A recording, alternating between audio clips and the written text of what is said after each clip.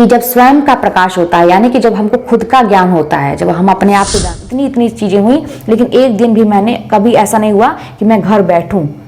ये भी एक पॉइंट था कि लोग कहते थे कि इसे तो कोई प्रॉब्लम नहीं, इसे तो कोई टेंशन ही नहीं है, ये तो अपना काम करती है, नौकरी करती है, नौकरी। अगर आप कर्मठी हैं तो दुनिया की कोई ताकत आपको सक्सेस होने से रोक नहीं सकती है। और हाँ, काम के साथ पढ़ाई भी। आपके अंदर कोई शारीरिक अक्षमता नहीं है। अगर आपके हाथ पैर सही सलामत हैं, सब कुछ सही है, तो क्या इस दुनिया में वाकई में आपके लिए कोई काम नहीं है? तो ये सोचने। हेलो एवरीवन, कैसे हैं आप सभी? आशा करती हूँ अच्छे होंगे और मन लगा के पढ़ाई कर रहे होंगे। तो आज की इस वीडियो में मैं बात करने वाली हूँ कि जो लोग ये कहते हैं ना कि मेरे पास कोई काम नहीं है, मैं बेरोजगार हूँ और मेरी आर्थिक स्थिति बहुत खराब है, मैं कोई काम नहीं कर सकता, ठीक है, या कर सकती, तो इसी सब पर मैं बात करने वाली हूँ। हो सकता है मेरी बात थोड़ी सी आपको कड़वी लगे, तो बुरा मत मानिएगा ना, अन्यथा लीजिएगा। बस सोचिएगा कि क्या ऐसा वाकई में हो सकता है जो मैं कह रही हूँ, क्या ये सही हो सकता है और वाकई में क्या हम लोग ऐसा कर सकते हैं। देखिए, मैं जो भी बोलने वाली हूँ ना, मैं सारी चीज़ें अपने मतलब मेरे आजमा के अपने ऊपर, और यही सब करके मैं आज यहाँ तक पहुँची हूँ। और वही देन है कि आज मैं एक गवर्नमेंट जॉब में हूँ और यही सारी चीज़ें मैंने अपनाया था अपने लाइफ में, तो इसीलिए मैं आपको बता रही हूँ। तो जैसे जो लोग कहते हैं कि मेरी आर्थिक स्थिति बहुत ख़राब है और मैं बेरोजगार हूँ, मेरे पास कोई काम नहीं है, क्या करूँ, ये मैं सफल नहीं हो रहा हूँ, ये भी है, जो भी है, काम ही नहीं कोई है। यहाँ पे अभी पढ़ाई लिखाई की बात नहीं हो रही है, ना गवर्नमेंट जॉब की बात हो रही है, ना प्राइवेट जॉब की बात हो रही है। यहाँ पे बस बात हो रही है काम की, कि क्या आपके पास कोई काम नहीं है और आर्थिक स्थिति इतनी बिगड़ गई है कि दूसरों से लेके काम चलाना पड़ रहा है। और नहीं तो ये हो रहा है कि घर में मान लीजिए राशन है या कुछ भी है तो 2 वक्त का खाना मिल जा रहा है, लेकिन अगर सोचिए कि अचानक से कोई ऐसी बीमारी आ जाए या कोई इमरजेंसी वाली कोई चीज़ आ जाए तो दूसरों से लेके ही काम चलाना पड़ेगा, या अपने शौक को हम मार रहे हैं कहीं ना कहीं। तो अगर ऐसी स्थिति है तो उसके सारे जिम्मेदार हम खुद हैं। इस बात को आप मान लीजिए कि अपनी आर्थिक स्थिति अगर खराब है तो उसके सारे के सारे जिम्मेदार हम खुद होते हैं। अब आप कहेंगे वो कैसे, तो इसी सब पर मैं बात करने वाली हूँ आज। तो वीडियो पसंद आए तो लाइक करिएगा और चैनल पर नए हो तो सब्सक्राइब करिएगा, ताकि मैं आपके लिए रोज ऐसी ही एक हेल्पफुल वीडियो लेके आती रहूँ जिससे आपको फायदा हो।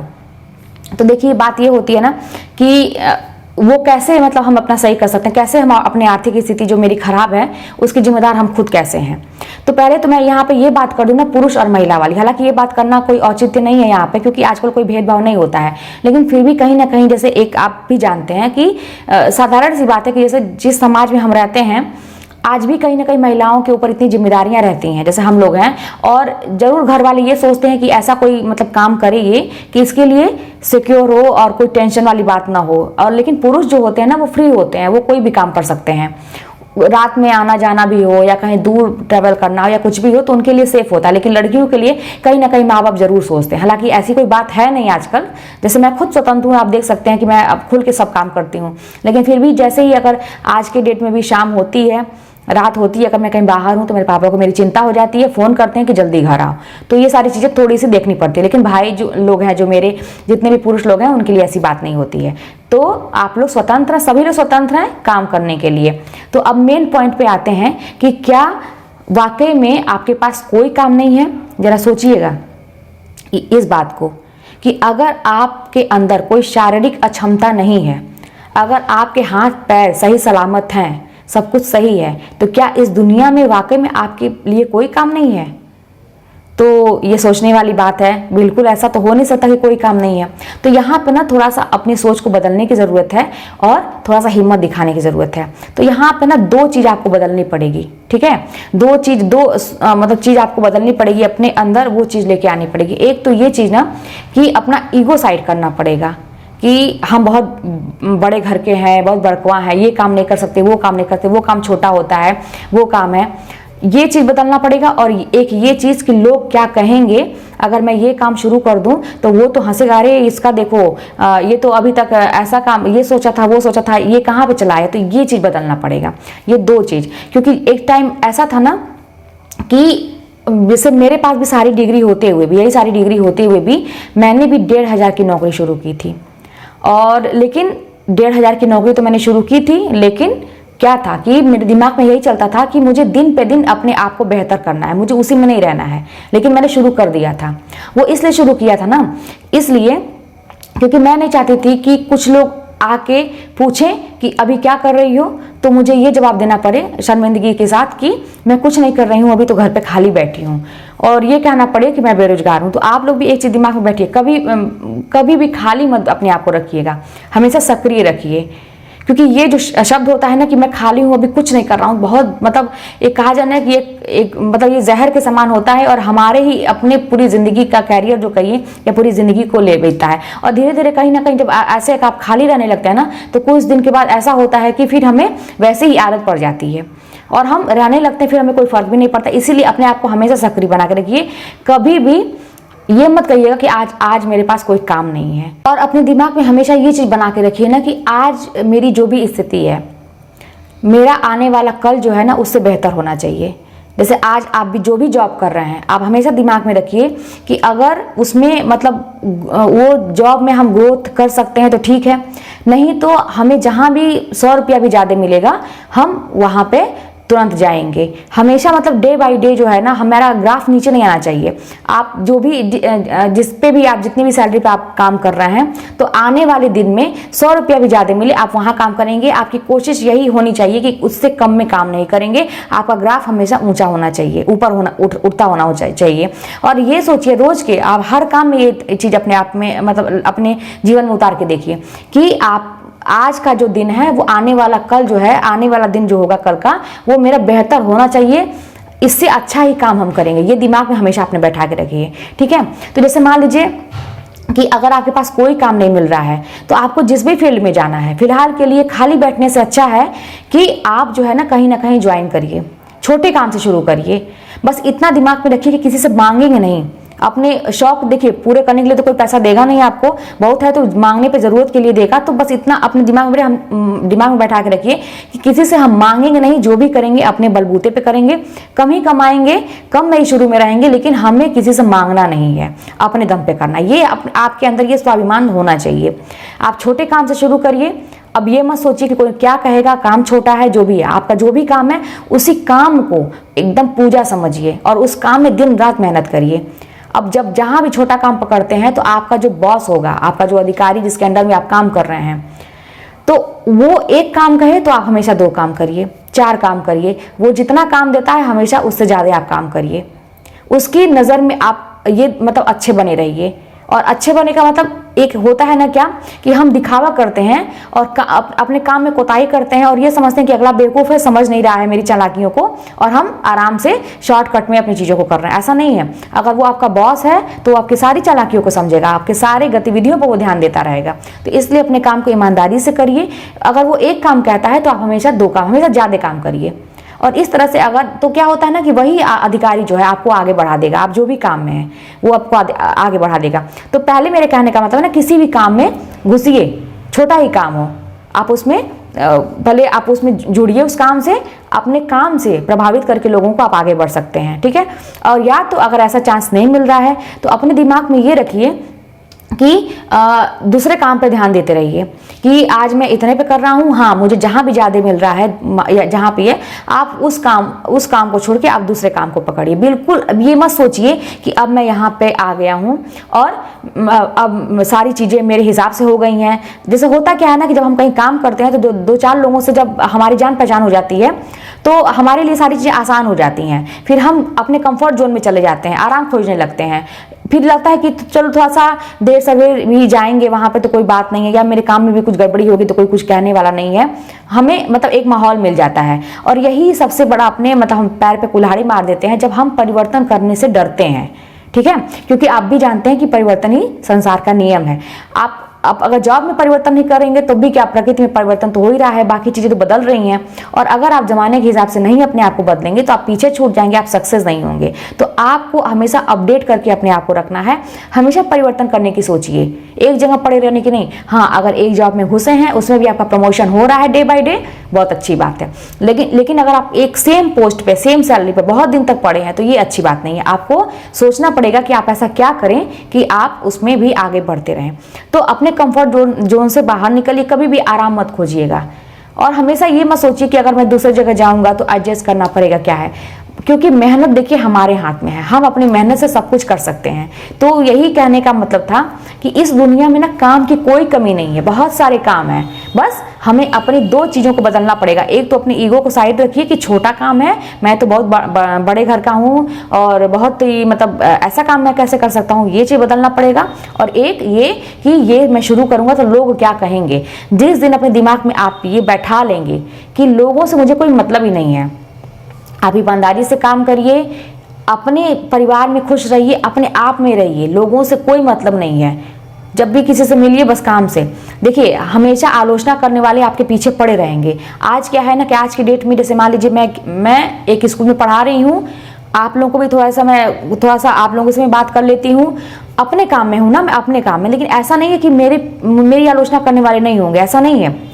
जहाँ भी हम रहते हैं, जब हम तरक्की करने लगते हैं, कुछ अच्छे रास्ते पे जाने लगे, दो चार लोग जरूर आपके पीछे पड़ जाएंगे और आपको डीमोटिवेट करने की कोशिश करेंगे। लेकिन हमें करना क्या है उस टाइम में, हमें ये करना है कि अपने मन को समझा लेना है। ठीक है थोड़ा सा तकलीफ होता है जो भी है, लेकिन अपने मन को समझा लेना है। हमारा काम कहीं से भी प्रभावित नहीं होना चाहिए कि हम इन सबको लेके अपने काम को प्रभावित करें। कर्म ही सब कुछ है, अपने जीवन में कर्म को ही लेके चलिए। अगर आप कर्मठी हैं तो दुनिया की कोई ताकत आपको सक्सेस होने से रोक नहीं सकती है। और हाँ, काम के साथ पढ़ाई भी होती है, काम के साथ पढ़ाई भी होती है। मैंने खुद किया है, मैंने कभी भी अपनी जॉब नहीं छोड़ा। मेरे साथ इतनी चीज़ें हुई, लेकिन एक दिन भी मैंने कभी ऐसा नहीं हुआ कि मैं घर बैठूं। ये भी एक पॉइंट था कि लोग कहते थे कि इसे तो कोई प्रॉब्लम नहीं, इसे तो कोई टेंशन ही नहीं है, ये तो अपना काम करती है, नौकरी करती है, नौकरी नहीं छोड़ रही है। बिल्कुल, मैं क्यों अपना काम छोड़ूं, क्योंकि आज वही काम है, उसी काम की बदौलत आज मैं जो भी हूँ। तो आप लोग भी कोई भी स्थिति आ जाए, अपने आप को कभी भी खाली मत बैठने दीजिए, अपने अंदर जज्बा रखिए। जो भी काम है छोटे से शुरुआत करिए, अपने काम से लोगों को प्रभावित करके आगे बढ़िए और या तो परिवर्तनशील रहिए, आगे बढ़ने। रोज आपका डे बाय डे ऊपर जाना चाहिए ग्राफ। ठीक है, तो चलिए आगे हम लोग कहानी भी थोड़ा सा देख लेते हैं, फिर मिलते हैं नेक्स्ट वीडियो में। तो चलिए यहाँ पे हम लोग कहानी देखते हैं। योगेश कुमार से यहाँ पे शुरू होगा। ठीक है, योगेश कुमार। तो योगेश कुमार का यहाँ पे दो दिखा रहा है, परामर्श और मिथ्या चक्र। तो आप बोल सकते हैं कि योगेश कुमार परामर्श देते हैं, मिथ्या में ही सबको परामर्श देते हैं, है ना। जैसे नहीं लोग कहते हैं कि झूठ में ही तुम परामर्श देती हो किसी को, तो वही चीज है। योगेश कुमार परामर्श मिथ्या में ही सबको दे देते हैं। योगेश कुमार परामर्श मिथ्या चक्र में ही सबको देते हैं। ठीक है, पूरा आप बोलेंगे। आगे देखिए स्वयं प्रकाश का। तो स्वयं प्रकाश, तो अब यहाँ पे हम बोल सकते हैं कि जब स्वयं का प्रकाश होता है, यानी कि जब हमको खुद का ज्ञान होता है, जब हम अपने आप को जान जाते हैं, जब स्वयं का प्रकाश होता है तो हमें मात्रा और भार सब पता चल जाता है, मतलब अपने जीवन का। ठीक है, जब स्वयं का प्रकाश होता है तो हमें मात्रा और भार सब पता चल जाता है, और ये भी पता चल जाता है कि सूरज कब निकलेगा, मतलब हमारा ज्ञान इतना विकसित हो जाता है। और आएंगे अच्छे भी दिन, ये भी पता चल जाता है। और ये भी पता चल जाता है कि आदमी जात का आदमी, है ना, सब आदमी पता नहीं चल जाते हैं, हमें सबको पहचान जाएंगे आप। तो आदमी जात का आदमी पता चल जाता है। और अगली किताब में जब स्वयं का प्रकाश होता है तो अगली किताब में आसमां अपना कैसे कैसे हम बदल सकते हैं, है ना, हमारा जो आसमां है उसको हम कैसे कैसे बदल सकते हैं। तो अगली किताब में आसमां कैसे कैसे बदल सकते हैं ये भी पता चल जाएगा। और अगले जन्म में संधान कैसे करना है ना। संधान के सेंस में आप कुछ भी ले सकते हैं कि अगले जन्म में अपने जीवन को कैसे सुधारना है। ठीक है, इस सेंस में भी आप बोल सकते हैं, लेकिन संधान बोलिएगा। तो अगले जन्म में हम अपना संधान कैसे कर सकते हैं ये भी हमें पता चल जाएगा। ये कैसे पता चलेगा? स्वयं के प्रकाश से। ठीक है, आगे देखिए। अब यहाँ पे आ गया शिव मूर्ति। ठीक है, शिव मूर्ति। तो शिव मूर्ति केसर कस्तूरी है। तो आसान है भाई, शिव की मूर्ति पे हम केसर कस्तूरी चढ़ाते हैं, तिलक लगाते हैं। तो इस तरह से आगे देखिए। अब यहाँ पे आगे चंद्र किशोर जायसवाल। तो चंद्र किशोर जायसवाल, अब चंद्र के किशोर, इसको पकड़िए। चंद्र के किशोर यानी कि चंद्र देवता के किशोर, यानी कि उनका बेटा। किशोर मतलब यहाँ पे सेंस लगा लीजिए कि उनका कोई लड़का, है ना, चंद्र के लड़के। अब यानी कि चंद्र का बेटा जो होगा, चंद्र के किशोर जो होंगे वो कैसे होंगे? थोड़े से, मतलब समझिए कि थोड़े से अलर्ट टाइप के हैं, मूडी टाइप के हैं, कुछ भी किसी को बोल देते हैं। ठीक है, तो चंद्र के किशोर, तो चंद्र किशोर जायसवाल। तो चंद्र के किशोर कहते हैं कि मर गया दीपानाथ। भाई अल्लड़ है, कुछ बच्चा है, अभी ज्ञान नहीं है उसको। तो चंद्र का जो किशोर है वो कुछ भी किसी को बोल दे रहा है, तो कह रहा है मर गया दीपानाथ। और फिर कह रहा है कि हिंगवा घाट में पानी रे, है ना। ये सारे इंपॉर्टेंट इसी में से आया था हम लोग के एग्जाम में। ठीक है, तो जो कि चंद्रकिशोर जायसवाल से सभी इंपॉर्टेंट समझते ही नहीं है, लेकिन इसी में से आया था। तो चंद्रकिशोर जायसवाल मर गया दीपानाथ कहते हैं, चंद्रकिशोर कहते हैं कि मर गया दीपानाथ, कुछ भी बोल दे रहे हैं। फिर कह रहे हैं हिंगवा घाट में पानी रे। फिर कहते हैं कि जंग जो है ना वो दुखिया दास कबीर की है यहाँ पे। और कहते हैं कि नकलेसर कागा ले भागा। और किताब में क्या लिखा है कि अघात पुरुष तर्पण करता है, क्योंकि वो कुछ भी बोल दे रहे हैं। चंद्र के किशोर हैं, बच्चे हैं अभी, ठीक है। तो चंद्रकिशोर जायसवाल। आगे देखिए शालिग्राम शुक्ल। तो शालिग्राम, आप मतलब कल्पना करिए कि शालिग्राम, मैंने सुना था किसी सेंस में कि शालिग्राम मतलब काला है ना, काला चीज कोई। तो शालिग्राम तो काला हंस, मैं कल्पना कर रही थी। शालिग्राम शुक्ल, शालिग्राम कैसा होता है, काला होता है। शालिग्राम शुक्ल तो काला हंस, ठीक। अब देखिए रामदेव शुक्ल। और रामदेव शुक्ल, रामदेव से रामदेव बाबा जी को आप कल्पना कर सकते हैं। देखिए कैसे हंसते रहते हैं, योग कराते हैं, सबको हंसते रहते हैं। तो रामदेव शुक्ल तो उजली हंसी की वापसी। तो रामदेव शुक्ल जब आते हैं तो उजली हंसी की वापसी हो जाती है। और पतिव्रता स्त्रियां भी जो है ना वो भी जाके योग करती हैं। आप देखते ही हैं कितना ज्यादा, मतलब उनके उसमें जब शिविर लगाते हैं कितने लोग जाते हैं। तो पतिव्रता स्त्रियां भी जाती हैं। और माटी बाबा की जो कहानी है, मतलब इन्हीं की, माटी बाबा मतलब रामदेव बाबा। तो माटी बाबा की जो कहानी है, ऐसा था कि नीलाम घर हो गया था इनका, मतलब बहुत गरीब परिवार से थे, नीलाम घर इनका बचपन में हो गया था, ऐसा हम कल्पना कर सकते हैं। आगे देखिए गिरीश चंद्र श्रीवास्तव। तो गिरीश चंद्र श्रीवास्तव एक दिन सपना देखे, ठीक है, कि वो गिर गए हैं कहीं, ठीक है। गिरीश चंद्र श्रीवास्तव सपना देखे कि गिर गए हैं। तो गिरीश चंद्र श्रीवास्तव जब सपने देखे कि गिर गए हैं, तो गिर जब गिर गए तो उनको कांटा लग गया। और यही उनके सपने का सच हो गया, है ना, क्योंकि वो सपना देखे थे कि गिर गए हैं तो सपना सच हो गया। अब देखिए नवनीत मिश्र। तो नवनीत मिश्र ना, नवनीत नई नई चीजें क्या होती हैं, देखिए मड़िया उड़िया जो होती हैं, रत्न होते हैं, आभूषण होते हैं, कितने सुंदर लगते हैं, बड़े नवनीत टाइप के होते हैं, नए नए होते हैं। नवनीत से मतलब नया चीज का आप कल्पना करिए, नई नई चीजों का। तो नवनीत मिश्र कहते हैं कि मड़िया और जख्म जो है ना, मड़िया और जख्म जो है तो कैसे लगते हैं। मड़िया और जख्म कहते हैं मैंने कुछ नहीं देखा। नवनीत मिश्र कहते हैं नई नई जो मड़िया और जख्म है, ये कहते हैं मैंने कुछ नहीं देखा। और ये कहते हैं कि किया जाता है सबको बाइज्जत बरी जो नहीं कहा गया। मतलब इस दुनिया में यही होता है कि सबको बाइज्जत बरी कर दिया जाता है। जो क्या करते हैं, जो नहीं कहा, जो कुछ नहीं बोलता है ना, उसको बाइज्जत बरी कर दिया जाता है। और जो कुछ बोलता है, आप जानते हैं कि जो लोग बोलते हैं वो हमेशा खराब बन जाते हैं। तो इस सेंस में आप लीजिए कि नवनीत मिश्र नई नई मड़िया और जख्म कहते हैं मैंने कुछ नहीं देखा। और कहते हैं कि किया जाता है सबको बाइज्जत बरी जो नहीं कहा गया, ठीक। आगे देखिए नरेंद्र नागदेव। तो यहाँ पर नागदेव वाले शब्द को हम पकड़ लेंगे, नागदेव। तो नागदेव, अब देखिए नागदेव, जब नाग आप देखे होंगे कि किसी को सांप जब काट लेता है, नाग काट लेता है, तो वो व्यक्ति जाहिर सी बात है मूर्छित हो जाता है। तो आप देखिए ये भी जानते होंगे कि फिर बुलाया जाता है, उस सांप को सपेरे आते हैं तो उसी सांप को बीन बजा के बुलाते हैं। और ये भी सुना गया है कि वो सांप जो है जहर को चूस लेता है। ये मतलब एक कहानी आप कल्पना कर लीजिए कि किसी को सांप, मान लीजिए नागदेव है, नाग ने काटा तो ये व्यक्ति मूर्छित होकर गिर गया है, फिर सपेरे उपेरे ऐसे आके बुला रहे हैं और खून मतलब उसको ठीक कर रहे हैं, ठीक है, यही सारी चीजें। अब देखिए नरेंद्र नागदेव। तो अब देखिए तमाशबीन बन गया भाई। नागदेव जब किसी को डसेगा तो तमाशबीन नहीं बन जाएगा, तमाशा नहीं लग जाता है। तो किसी को डस लिया है कोई व्यक्ति, मतलब नागदेव किसी को डस लिए हैं तो वहां पे तमाशबीन लग गया है। और बीमार आदमी का इकरारनामा भी हो रहा है भाई। वो आदमी बीमार पड़ गया ना जिसको काटा, तो बीमार आदमी का इकरारनामा भी हो गया। और तब वो फिर क्या होता है कि नाग को बुलाया जाता है, वो वापसी के नाखून से क्या करता है, जहर को खींच लेता है। वापसी के नाखून मतलब समझिए कि कल्पना करिए कि नाखून में अपना ऐसे धंसा के वो जहर को खींच रहा है। तो वापसी के नाखून से वो जहर को खींच लेता है। फिर उसी नाव में सैलानी भी थे, जहां पर वो आदमी मूर्छित हुआ था। समझिए कि नाव में ये सारी चीजें हो रही है, समुद्र में या नाव में कहीं। तो उसी नाव में सैलानी भी थे, तो वो वहीं रुक जाते हैं, सारी चीजें देख के वो वहीं रुक जाते हैं, ठीक। आगे देखिए मदन मोहन। अब मदन मोहन मतलब कौन, कृष्ण भगवान बदमाश थे, ये आप जानते हैं, शैतानी करते थे। तो छलांग लगाते हैं और कहते हैं कि बच्चे बड़े हो रहे हैं ना। मदन मोहन बड़ी बड़ी छलांग दीवार वाल कूद जाते हैं जाके। तो कोई मतलब यशोदा माँ अगर डांटती हैं, उनकी माँ डांटती है तो कहते हैं अरे बच्चे बड़े हो रहे हैं, मतलब हम बड़े हो रहे हैं। और फिर कहते हैं कि हारूं चंपा तथा अन्य कहानियां से। तो कहते हैं मैं हारूंगा तो बस किससे, चंपा तथा अन्य कहानियां से। हारूं चंपा तथा अन्य कहानियां। अब देखिए रामधारी सिंह दिवाकर। और रामधारी सिंह दिवाकर कहते हैं कि अब रामधारी सिंह दिवाकर ना कहीं गए किसी गांव में, है ना। रामधारी सिंह दिवाकर किसी गांव में टहलने गए, तो नए गांव में गए टहलने। तो वहां पर देखे तो अलग अलग अपरिचय था सबका, मतलब परिचय था एक तरह से, देखिए अलग अलग लोग थे। तो रामधारी सिंह दिवाकर कहीं नए गांव में गए टहलने, तो वहां पर अलग अलग अपरिचय था। फिर देखे कि बीच से टूटा हुआ एक घर था, है ना, बीच से टूटा हुआ था। और उस पर नया घर चढ़े, मतलब नया घर चढ़ा हुआ था उस पर, बीच से वो घर टूटा हुआ था और उस पर नया घर मतलब चढ़े, इस तरह का था।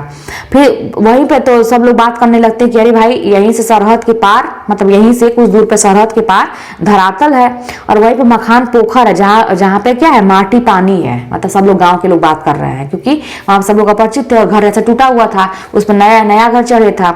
तो सरहद के पार सब लोग कह रहे हैं कि यहीं से सरहद के पार धरातल है और मखान पोखर है वहीं पे माटी पानी है। आगे कुछ एक कहानी आपको कल्पना करनी पड़ेगी। आगे देखिए, मंजूर एहतेशाम।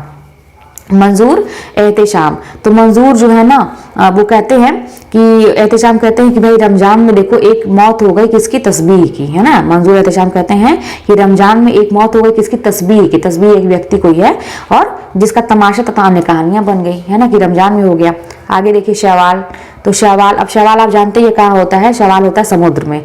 तो अब देखिए यहाँ पे, तो शवाल जो है ना समुद्र गाथा गाता है और मरु यात्रा भी करता है। शवाल कल्पना करिए कि तैर रहा है समुद्र में, तो शवाल समुद्र यात्रा गाथा करता है, मरु यात्रा करता है और कहता है दामुल तथा अन्य कहानियां जो हैं अरण्य गाथा गाती हैं, है ना। शवाल तो समुद्र गाथा करता है, मरु यात्रा करता है, लेकिन दामुल तथा अन्य कहानियां अरण्य गाथा करती हैं और कहती हैं वो सब कि यहाँ कोई गुलमोहर नहीं है। भाई समुद्र में गुलमोहर थोड़ी ना होता है, तो यहाँ कोई गुलमोहर नहीं है। अब आगे देखिए, ज्ञान प्रकाश विवेक, तो ज्ञान प्रकाश विवेक, तो जब विवेक को, मां कल्पना करिए कोई विवेक कोई व्यक्ति है, तो जब उसको ज्ञान का प्रकाश हो गया, ये विवेक को ज्ञान का जब प्रकाश हो गया तो उसे अलग अलग दिशाएं भी दिखने लगी, है ना। और फिर कहता है, वो कहता है कि उसका कोई दोस्त रहता है जोसफ, तो कहता है कि उसको ज्ञान का प्रकाश हो गया विवेक को, तो उसको अलग अलग दिशाएं देने लगी और कहता है कि जोसफ चला गया, उसको दिखाई देने लगता है, कहता है जोसफ चला गया।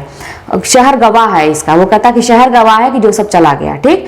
तो मतलब पहले बोलिएगा, जोसफ चला गया, शहर गवाह है। तो उसके पिताजी चुप रहते हैं, ये सारी चीज सुन के पिताजी चुप रहते हैं और कहते हैं कि उसकी जमीन पे, क्योंकि उसकी जगह जमीन पे क्या हो गया, शिकारगाह सब आ गए हैं, है ना। जोसफ चला गया, शहर गवाह है, ये सब सुन के पिताजी चुप रहते हैं क्योंकि उसकी जमीन पे शिकारगाह मतलब सब आ गए हैं। आगे देखिए कमलाकांत त्रिपाठी, तो कमलाकांत त्रिपाठी के घर जानकी बुआ आती हैं, हमेशा अंतराल पे आती रहती हैं। कमलाकांत त्रिपाठी के घर जानकी बुआ अंतराल पे आती रहती हैं। आगे देखिए, यहाँ देखिए शैलेंद्र सागर, ठीक है, शैलेंद्र सागर। अब शैलेंद्र सागर जो है, सागर, अब सागर को थोड़ा सा कल्पना करिए, सागर में लहरें जो आती हैं कितनी जुनून से आती हैं, है ना। तो शैलेंद्र सागर इस जुनून में आते हैं, इस जुनून में कहते हैं कि मकान ढह रहा है। जैसे सागर की लहरें नहीं जुनून में आती हैं, तो शैलेंद्र सागर कहते हैं इस जुनून में कि मकान ढह रहा है। और सभी लोग क्या कह रहे हैं, माटी आमीन प्रतिरोध, सभी लोग माटी आमीन से भी प्रतिरोध ले रहे हैं, मतलब प्रतिशोध एक तरह से ले रहे हैं, तो प्रतिरोध बोलिएगा, ठीक है। तो सभी लोग माटी आमीन से भी प्रतिरोध ले रहे हैं। आगे देखिए प्रियंवद, तो प्रियंवद जो है, प्रियंवद कहते हैं कि एक अपवित्र पेड़ है, एक मतलब कोई पेड़ है समझिए अपवित्र है, ठीक है। तो प्रियंवद कहते हैं कि एक अपवित्र पेड़ है जिसके नीचे खरगोश बैठा हुआ है और वो फाल्गुन की एक उपकथा सुनाता है ना। एक खरगोश बैठा हुआ है, वो फाल्गुन की एक उपकथा सुनाता है। अब देखिए जय नंदन, अब जय का नंदन, किसी चीज का जब जयकारा लगाया जाता है तो आवाज तो होती ही है। कल्पना करिए कि बहुत सारे लोग जुलूस में आ रहे हैं कहीं पे और मतलब जयकारा कुछ नारेबाजी कर रहे हैं, ठीक। तो जय नंदन जय जय बोल रहे हैं, तो जय नंदन जब होता है तो सन्नाटा भंग तो हो ही जाता है। और समझिए कि वहां पे जहाँ पे ये सारी चीजें हो रही हैं वहीं पे बाजार, एक विश्व बाजार का ऊंट लगा हुआ है, मतलब ऊंटों का बाजार लगा हुआ है, ऐसा कल्पना करिए कि खूब बड़ा सा बाजार है, विश्व बाजार का ऊंट मतलब वहीं पे है सब। और वहीं पे एक अकेले गांधी जी थे जो कहते हैं कि कस्तूरी पहचानो मृग, है ना। ये सारी चीजें होती हैं। भाई जय नंदन जब कहते हैं, जब जय नंदन होता है तो सन्नाटा भंग हो जाता है, कहाँ पे, जहाँ पे विश्व बाजार का ऊंट लगा होता है, ठीक है। और वहीं पे एक अकेले गांधी जी जो थे वो कहते हैं कि कस्तूरी पहचानो मृग, क्योंकि सूखते स्रोत जो है ना उनका घर फूंक तमाशा हो गया है। जो सूखते स्रोत हैं सबके, उनका घर फूंक तमाशा हो गया है। आगे देखिए अखिलेश, अब अखिलेश जी को आप कल्पना कर सकते हैं। तो अखिलेश जी कहते हैं कि आदमी नहीं टूटता है, ठीक है, बल्कि उसको क्या होता है, मुक्ति मिल जाती है शापग्रस्त अंधेरा से, ठीक है। अखिलेश जी कहते हैं कि आदमी नहीं टूटता है कभी, बल्कि उसको मुक्ति मिल जाती है शापग्रस्त अंधेरा से, ठीक। आगे देखिए सृंजय, तो सृंजय का है ये कामरेड की, सृंजय कहते हैं कामरेड की कोट जो है ना वो कौन पहन के चला आता है, नंगा एक आदमी रहता है जो कामरेड की कोट पहन के चला आता है। तो यहाँ पे देखिए हमारा ये खत्म हो गया, अब इसके बाद से महिला का आएगा, ठीक है ना, महिला कहानीकार लोगों का, तो वो हम आगे देखते हैं। चलिए फिर मिलते हैं नेक्स्ट।